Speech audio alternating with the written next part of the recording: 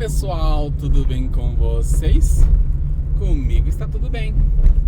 Gostaria, antes de falar qualquer coisa, gostaria que vocês se inscrevessem no nosso canal, curtissem, compartilhassem, acionassem o sininho das notificações, nos ajudem a chegar aos 500 inscritos.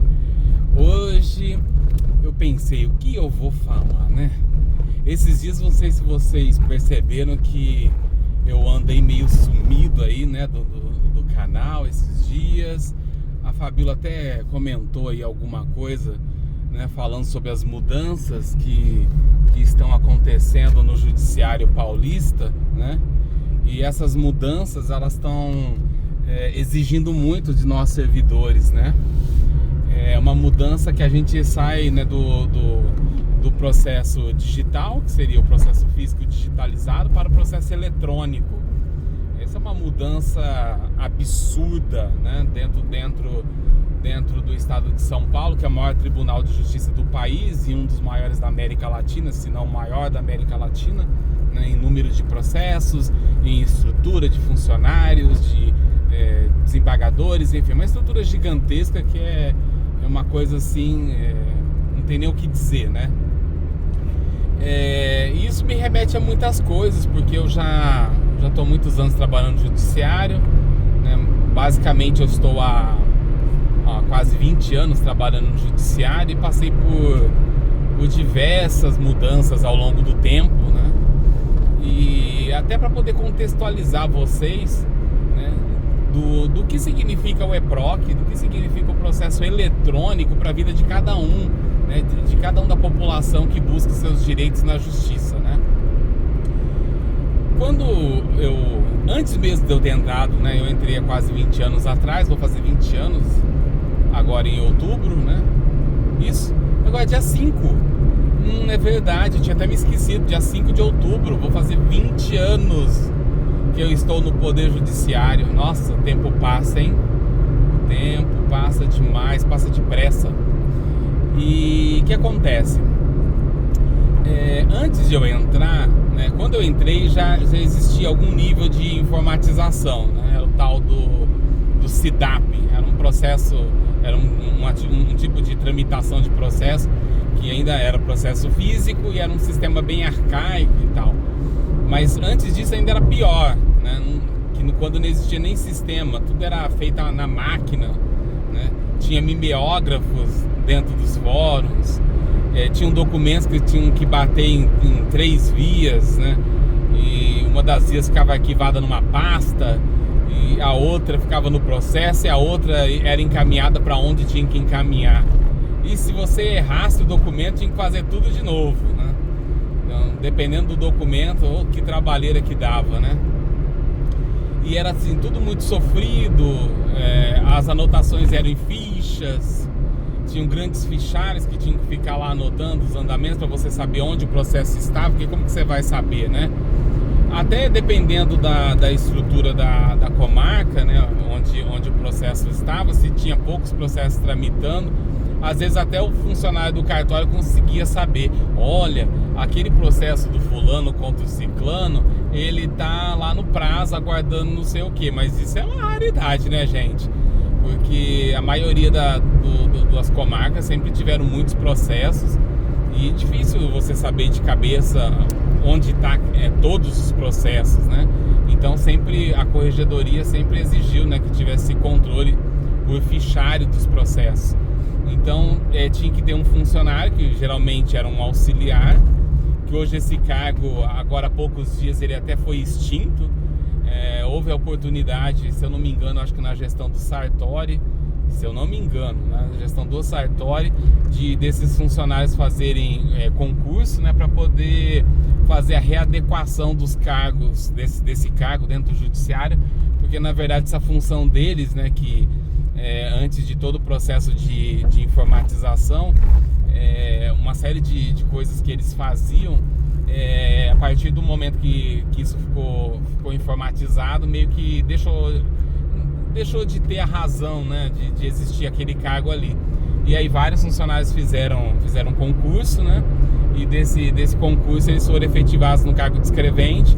A maioria já até aposentou, porque eram funcionários de concursos muito antigos, né? E era assim, a gente tinha um auxiliar, que era essa pessoa que ia lá, que fazia as anotações nos fichários, que pegava esses processos e ficavam levando de um lugar para o outro, do MP para o cartório, do cartório para o MP, para o juiz e para o advogado. Enfim, é uma tramitação muito lenta, porque exige muita gente, é muita movimentação, a forma, né, a quantidade de tempo para você contar era mais complicada, né? Houve sempre uma defasagem na contratação de funcionários, né? Isso ao longo da história, não é uma coisa que tivemos poucos momentos aí em que tivemos o quadro realmente preenchido, mas é complicado, porque há um fluxo, né, de funcionários, tanto que se remove quanto que se aposentam, ou que falecem, enfim, ou que pedem transferência. Difícil manter o quadro completo sempre, dependendo também do lugar onde essas pessoas estão, né? E aí era essa tramitação complicada, com essas cópias dentro desses processos e tudo, sabe? E tinha que fazer autuação. Quando chegava uma inicial, você tinha que ficar renumerando tudo. Então eram coisas assim tão complicadas, né, de seguir nessa tramitação. Então o judiciário, já por conta só da burocracia interna, né, das coisas que nós éramos, né, antes da informatização, éramos obrigados a fazer, então tudo era muito custoso, demorado, e tinha que ficar carregando pilhas e pilhas de processo para cima e para baixo. O juiz, quando tinha que imprimir os despachos, o juiz tinha que ir lá assinar, ou levava no gabinete, ou ele descia no cartório, e aí tinha que abrir os processos e deixar todas as páginas para ele poder ficar conferindo cada processo, para poder assinar documento por documento. E eram mesas, né, com esses processos lotados de despacho para o juiz analisar, que depois esses processos saíam dessa fila, né, desse local físico, né? E aí tinham que ir para os escreventes para poder cumprir tudo que o juiz tinha, né, junto, o juiz e o gabinete, né, tinham decidido, né? Esses documentos estavam todos assinados, e aí depois que cumpria ainda tinha que colocar em prazo, e cada coisa é um prazo diferente, e ainda tinha que ter funcionário para ficar conferindo prazo, pegando prazo. Olha, gente, se eu começar a falar todas as rotinas aqui, a gente vai ficar até sei lá quando, entendeu? Então imagina como a gente poderia dar uma resposta rápida para a sociedade, né, que ela está esperando por um direito que ela está ali pleiteando, se era tão custoso assim, né? E eu não cheguei a pegar essa época de que era máquina de escrever, né? Isso aí eu não cheguei a pegar essa época. Quando eu entrei já tinha computadores, tá? Mas tinha computadores, eu me lembro muito bem, porque eu entrei em 2005, teve uma grande greve no judiciário, eu não me lembro se foi em 2004, eu não me lembro como foi, uma greve que foi uma greve muito grande, e aí simplesmente os próprios funcionários estavam levando os seus próprios computadores para poder trabalhar no judiciário, porque o tribunal não comprava computadores. Então os próprios servidores, para o serviço poder andar um pouco mais rápido, eles ficavam levando seus próprios computadores, até que eles decidiram que, olha, não vamos levar mais nossos computadores não, porque a gente está sendo muito desrespeitado pelo TJ, eles não estão pagando o que tem que pagar, e ainda é nossa obrigação ficar trazendo computador aqui não, ele tem que trazer. E aí foi quando o tribunal finalmente, acho que caiu em si, porque o negócio viralizou naquela época, e tá todo mundo falando, nossa, o tribunal não tem computador, os funcionários estão levando computador, e aí foi que eles começaram a comprar computadores. Então quando eu entrei em 2005, já tinham computadores ali que o tribunal comprou. Todo computador, aqueles computadores, vocês imaginam, né, gente? O nível, né? Mas era o que tinha na época e tal, e era uma impressora só, mas era uma impressora que fazia um barulho, pensa num barulho, era um barulho assim, mas tinha, né? Tinha lá, né? E aí tinha um mínimo. E na época que eu entrei, tinha um sistema chamado SIDAP. Esse sistema é bem... Eu não lembro se foi a Prodesp que elaborou esse sistema. E era um sistema assim que tudo você tinha que alimentar. Tudo. Então, você fez um despacho. O despacho era feito... Despacho, decisão, sentença... Era feito tudo em Word, entendeu? E aí, conforme fazia esses despachos, tinha que ter um arquivo salvo, né, dentro do computador. E aí você tinha que entrar lá no SIDAP e você colocar o despacho lá, um por um, para poder ficar constando que tinha aquele despacho. Então tinha um monte de documentos que os escreventes emitiam que ficava tudo por fora mesmo. Tinha os modelinhos, que eram os modelos de ofício, de mandato, de carta, de tudo, que a serventia tinha todos esses modelos e ficava lá trocando o nome, né? E dava, se eu não me engano, dava até para aproveitar, dava até para aproveitar alguns documentos para você, tipo, iniciar uma emissão, mas de alguma forma você tinha que ter alguma coisa ali sua por fora, né? Que não tinha como. Mas para alimentar despacho, decisão, sentença, tudo você tinha que colocar o Ctrl+C, Ctrl+V. Pegava o arquivo de Word que você tinha lá, né? E aí jogava lá dentro do SIDAP. Bem arcaico, né? Então imagina, 2 trabalhos. Você fez seu serviço, você tinha que salvar, ainda salvava com o número do processo, porque como você ia saber de qual processo que era, né? E aí você tinha que ficar alimentando um por um. Se ainda tinha mais de um igual, eu não me lembro se estava para fazer isso em lote, porque faz tanto tempo, são 20 anos. Mas tudo você tinha que ficar alimentando aquele sistema, pegando coisas que você fez por fora e alimentando ali, entendeu? Então também era custoso, porque você fazia o mesmo funcionário fazer o serviço 2 vezes, porque ele tinha que se atentar que ele precisava imprimir isso para deixar no processo físico e ainda tinha que copiar isso para um arquivo lá, você tinha que upar lá para dentro do SIDAP. Então era um retrabalho, né? Então era bem complicado esse sistema. Mas enfim, teve a sua utilidade naquela época, foi um princípio aí de tentativa de informatização que o tribunal fez, porque daquele jeito que era bem ruinzinho, né? Não tinha nem computador, era tudo por fora, né? Então não tinha essa coisa. Aí depois com o SIDAP já começou essa situação de digitalização. Por que eu estou fazendo esse histórico? Tá só para vocês entenderem o momento histórico que a gente está vivendo hoje, né? Porque não adianta ficar falando sobre o que é o sistema que nós estamos implantando dentro do Judiciário Paulista se vocês não entenderem como era antes. Então eu vou fazer um pouquinho de história aqui com vocês, entendeu? Mas eu acho que isso vai ser importante para vocês entenderem o esforço que agora o Judiciário está fazendo, né, nessa nova fase aí.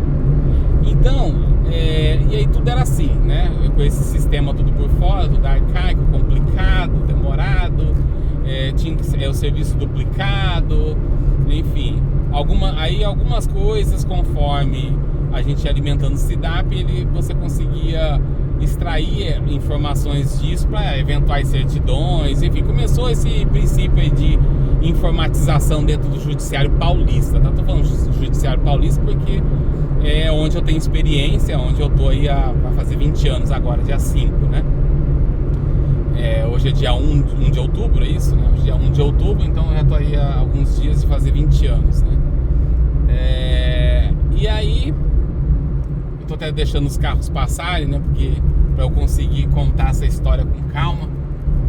E é isso aí. Aí, o que acontece? Aí depois, o tribunal resolveu primeiro começar realmente a informatizar o judiciário, no sentido de tentar trazer rotinas para poder agilizar mais os trabalhos.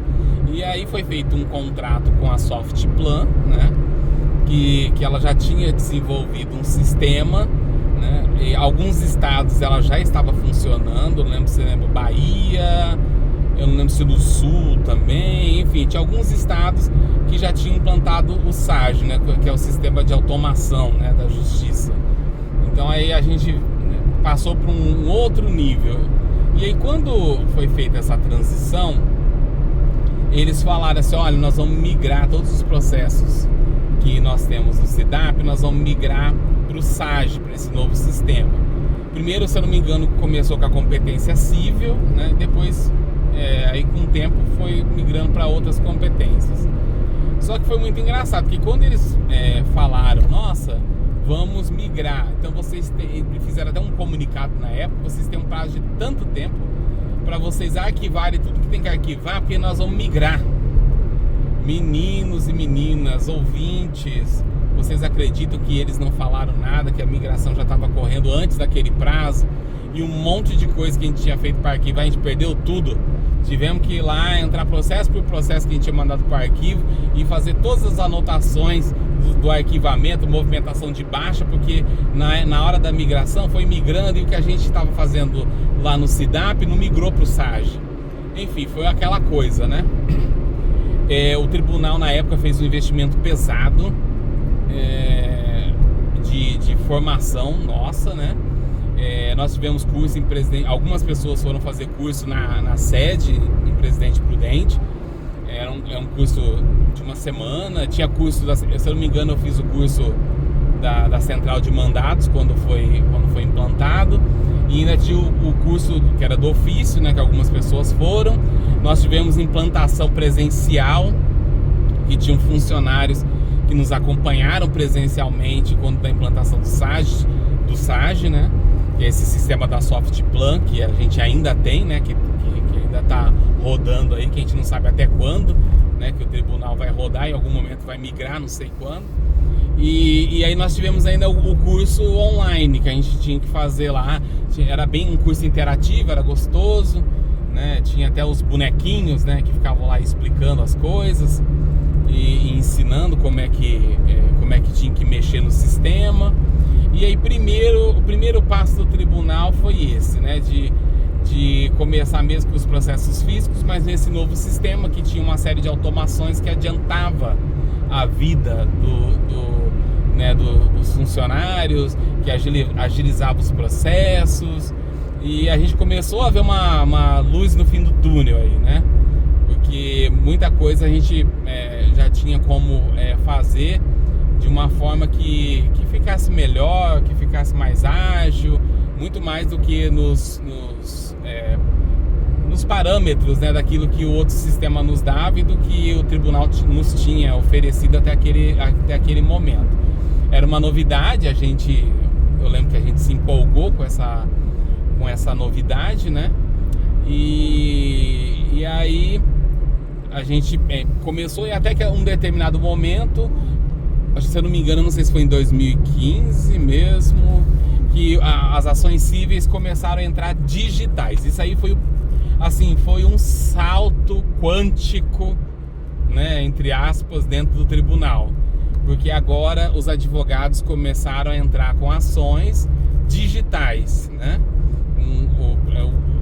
Que antes era tudo físico, tudo, né, tinha que imprimir, ficar tramitando assim. De repente agora passou a ter a tramitação digital.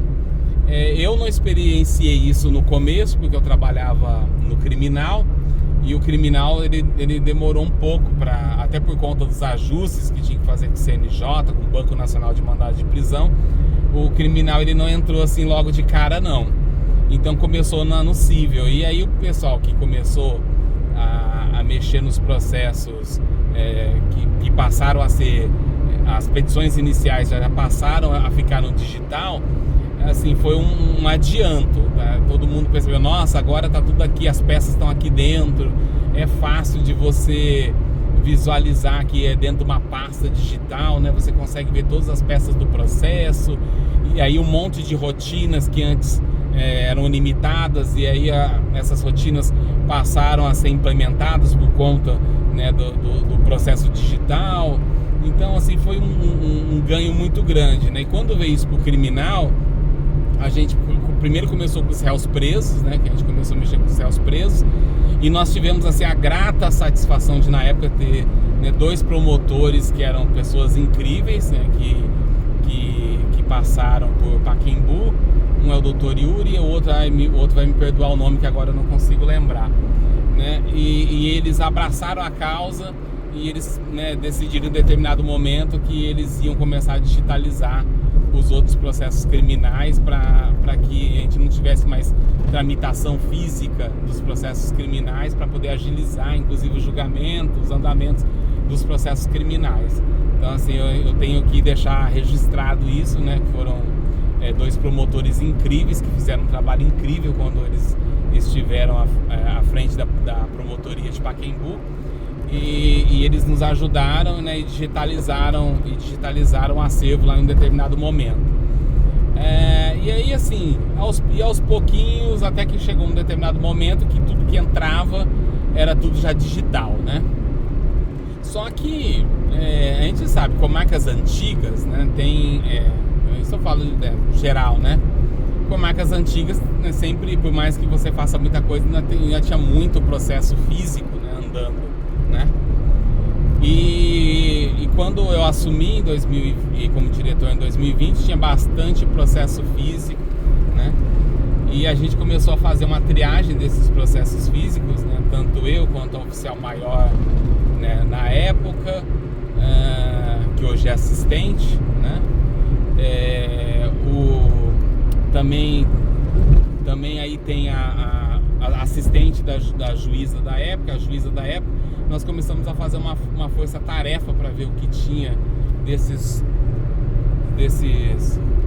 processos físicos, né? O que dava pra gente extinguir. É que eu tô ouvindo um barulho, gente, eu não sei de onde ele tá vindo, mas não é daqui do carro, não.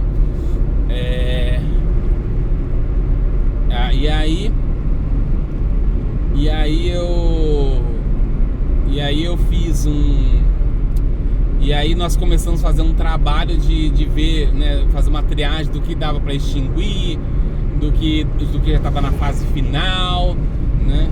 E porque a gente tinha esse sonho, né, de lá no cartório, a gente não só quem era, né, a parte, né, dos juízes, a chefia, mas também era um anseio dos próprios funcionários que a gente passasse dessa fase de ter processo físico no cartório, porque processo físico é um atraso de vida e ninguém gosta de mexer com o processo físico, porque é uma tramitação demorada, complicada, e quando a gente começou a mexer com o processo digital, todo mundo só queria mexer com o processo digital. E aí começamos a fazer essa triagem e pasme, né? Muita coisa a gente conseguiu extinguir, muita coisa já estava na fase final, conseguimos acabar. E aí até que um belo dia, né, os próprios funcionários, né, por motivação, né, própria, eles abraçaram a causa e falaram: vamos agora sair disso, vamos mexer mais com o processo físico mais, a gente só quer processo digital. Mas antes de continuar isso, é impressionante, né, que só voltando um pouquinho, né, na história do Tribunal de Justiça de São Paulo, o Tribunal de Justiça de São Paulo, eles tinham projetos para fazer muita coisa na área de informatização, digitalização e tal. Mas muita coisa era assim, coisas do planejamento para 10 anos, 15 anos, sei lá, muito tempo, 20 anos. Só que com a pandemia em 2020, que nós todos tivemos que ficar dentro de casa, né, por conta desse vírus, né, até para a gente salvaguardar a saúde dos próprios funcionários, dos magistrados, da população. Então o judiciário teve que correr com o processo de digitalização e esse processo começou a se acelerar em 2020, né? Quando a gente voltou para os trabalhos presenciais, né, que é aí que vem essa questão, né, que eu estava falando agora há pouco da questão dos funcionários, né? Que aí era uma realidade que os funcionários mesmo, ninguém mais queria mexer com o processo físico e meio que virou uma cultura, né, dentro de muitos cartórios, né? Não estou dizendo que é de todos, né, de muitos cartórios. E o que também não foi de dentro de alguns cartórios, o tribunal resolveu contratar uma empresa para digitalizar, né? Já que não estava saindo, para poder, por N motivos, ou por questão de falta de funcionários, ou por falta de vontade mesmo de quem estava ali, ou por estrutura, enfim, por qualquer motivo, o tribunal deu esse empurrão contratando uma empresa para fazer essa digitalização do acervo. E aí, eu tô falando do caso de Pacaembu, tá? Que é um elogio aqui que eu deixo registrado para os funcionários, né? que fique aí para sempre registrado, né? Da competência e da garra que eles tiveram de pegar todos esses processos que estavam físicos, e eles começaram a digitalizar todo o acervo. E eu me lembro como se fosse hoje, quando eles digitalizaram o último processo físico, a alegria que foi do pessoal de não ter mais processo físico nenhum tramitando no cartório. Então a gente hoje lá no cartório, né, no Fórum de Pacaembu, a gente vive uma outra realidade, né? A gente não tem processo físico tramitando, então a gente já passou, né, passou dessa fase, e tudo foi feito assim com esmero, com uma classificação perfeita, com todas as peças conferidas, tudo categorizado, peça por peça. Assim, foi um trabalho incrível que os funcionários tiveram, né? Então eu só tenho que agradecer, né? Porque esse era um anseio tanto meu quanto dos juízes, né? E acabou que também era um anseio deles também, e todo mundo abraçou a causa, e a gente chegou nesse ponto, né, de não ter mais nenhum processo físico.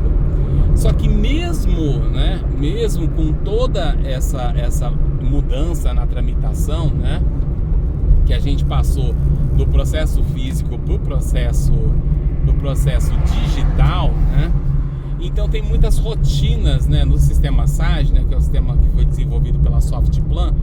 Ele tem muitas rotinas que são rotinas que ainda são rotinas custosas, né, para o andamento dos processos, né?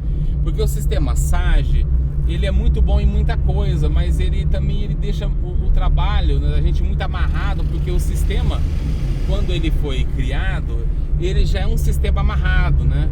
Então ele já tem os fluxos, que são os fluxos do processo, né? E os fluxos do documento. Então você não consegue sair daquilo ali. Então você fica, mesmo dependendo de cada realidade de cada cartório, você realmente fica totalmente preso naquela forma de trabalhar, e você não consegue desenvolver mecanismos para que, por mais que tenha alguns tipos de automações dentro desse sistema, ele ainda, né, ele não cria determinadas automações, ele não deixa fazer determinadas coisas, ele não tem uma plasticidade, né? Então, assim, ele é um sistema pronto, né? A Softplan desenvolveu, né? E ele tá ali para ser usado. Ele é bom, um sistema bom, né? Tem as suas vantagens. Ele dentro de um determinado ambiente, né, que a gente vivia e que precisava sair da tramitação física para a tramitação digital, né? Então ele foi muito útil, né, para a gente. Só que a sociedade está evoluindo, e as demandas, elas não param, né, de entrar, e cada vez mais a sociedade exige respostas mais rápidas do Poder Judiciário, né? Então, não sei se vocês têm reparado isso, porque é uma coisa que tanto os ministros do Supremo Tribunal Federal, Conselho Nacional de Justiça, assim, você vê vários órgãos do Poder Judiciário batendo nisso na tecla, né? De que a gente está no momento histórico, né, de que a gente precisa avançar e muito mais rápido, né, para poder dar conta, né, do que a sociedade espera de nós. E se a sociedade está entrando com as ações no Poder Judiciário, isso significa que a população acredita no Poder Judiciário, né? Que o Judiciário vai poder mediar os conflitos de interesse, né? E trazer uma solução, né, para os problemas que estão aparecendo. E óbvio que nem tudo está pronto, fechado, amarrado. Então, por isso que muita coisa precisa, né, do controle da constitucionalidade do Judiciário, né? Da interpretação dos magistrados, da interpretação das cortes superiores, né? E para isso é um trabalho constante, é um trabalho que exige agilidade, porque quanto mais demorada é a resposta do Poder Judiciário, fica aquele conflito, aquela situação em aberto, ou individual, ou em grupo, ou coletiva, né? Ela fica ali. Então não é bom isso para a sociedade, né? E é interessante que já há algum tempo, né, tem um sistema que foi desenvolvido pelo TRF4, que é esse sistema, o EPROC, que é o que está sendo implantado dentro do Tribunal de Justiça do Estado de São Paulo, que ele, ao contrário do sistema SAGE, que ele é todo amarrado, todo fechadinho, ele já tem os fluxos, subfluxos, filas, ele tem toda uma tramitação, ele sai daqui, vai para ali e não tem como sair disso, então ele fica ali e tal. Simplesmente o EPROC, ele cria dentro do Poder Judiciário uma comunidade colaborativa, né? O que é isso? Ele é um sistema que ele está aí, né? Que ele foi desenvolvido e que vários TRFs, vários tribunais de vários estados estão aderindo. Agora o Tribunal de Justiça do Estado de São Paulo, né, acabou de recentemente aderir, né, ao EPROC, né? E esses sistemas, né, conforme cada comunidade, né, que está ali dentro, né, cada tribunal que está ali pode contribuir para que esse sistema seja cada vez melhor e mais ágil, né? Então, assim, e o que é legal é que você consegue, ao contrário do SAGE, que você, independentemente da forma de você trabalhar, se você trabalhar por tarefa, se você trabalhar por designação de servidor, se você trabalhar por dígito, não importa, você vai continuar tendo as mesmas filas, fluxos, subfluxos, e ali fica tudo amarradinho. O EPROC não. O EPROC você consegue, né, trabalhar conforme a necessidade do cartório, conforme o quadro que você tem, como você organiza, você consegue deixar ele igualzinho ali, entendeu? E até melhor. Por quê? Hoje em dia, né, quando a gente vai fazer um simples ato, né, que é publicar alguma coisa, tem uma série de passos que tem que seguir, entendeu? Com o EPROC nós já não estamos falando mais de processo digital, nós estamos falando de processo eletrônico, né? E com o processo eletrônico, né, a vantagem dele... Não, obrigado. E a vantagem dele é que... A vantagem do processo eletrônico é que muita coisa hoje que o escrevente tem que fazer... Obrigado. Que o escrevente tem que fazer manualmente, né? Hoje em dia ele pode usar o próprio sistema para ele fazer atos que antes ele tinha que fazer isoladamente, movimentar coisas que hoje ele movimenta de forma isolada ou em lote.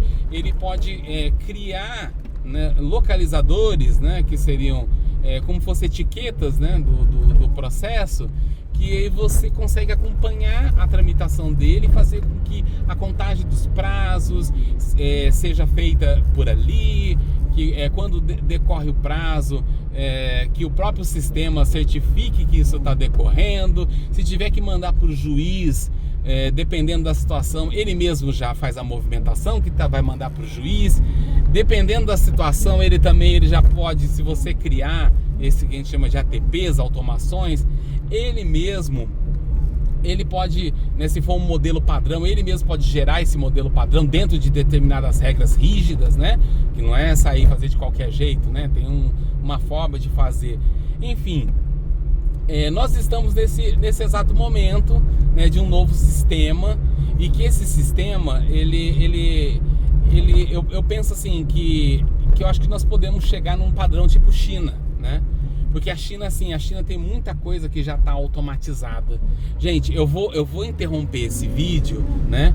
E aí a gente continua já, tá bom?